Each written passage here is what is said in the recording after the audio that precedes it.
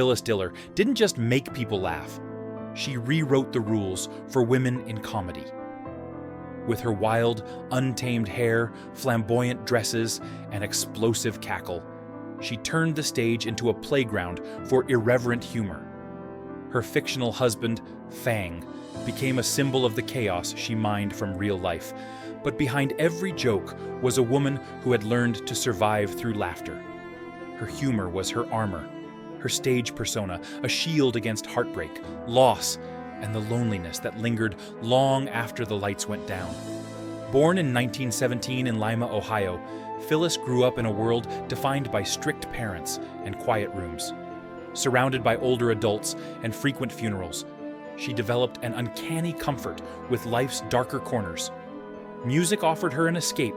She studied piano at the Sherwood Music Conservatory in Chicago and dreamed of becoming a concert pianist. But the Great Depression shattered those plans. Her family's financial struggles forced her to give up music, a heartbreak that unknowingly nudged her toward her true calling, making people laugh. Early adulthood brought marriage, children, constant moves, and the daily grind of barely scraping by. It wasn't until she was 37 that Phyllis discovered her comedic voice. In 1955, she stepped onto the stage at San Francisco's Purple Onion and began telling stories about her messy home, terrible cooking, and lazy husband. Laughter erupted. Pain had transformed into power. That first show ran for 89 weeks, turning her into a sensation.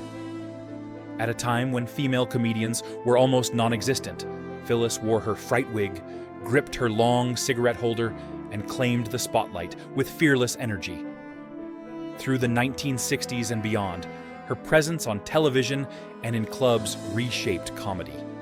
She joked openly about her appearance, her failures, and domestic chaos, taboo topics that society preferred to ignore.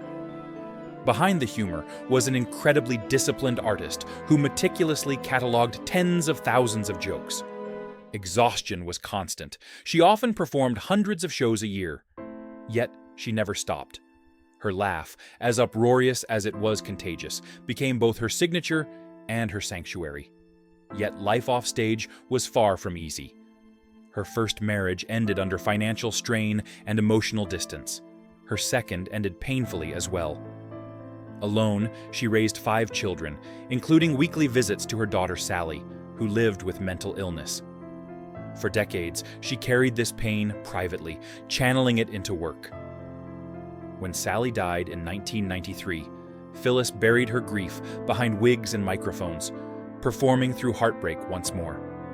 Later, Phyllis reinvented herself again, becoming a fashion icon with a line of wigs and costumes, speaking openly about cosmetic surgery, painting, and writing books, while still performing into her 80s.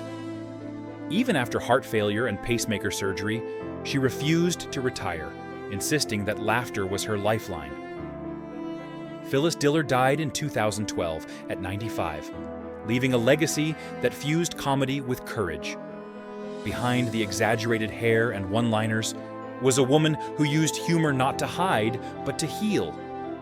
Her life reminds us that the strongest people are often those who have cried the hardest, and that sometimes the biggest laughs come from the deepest pain.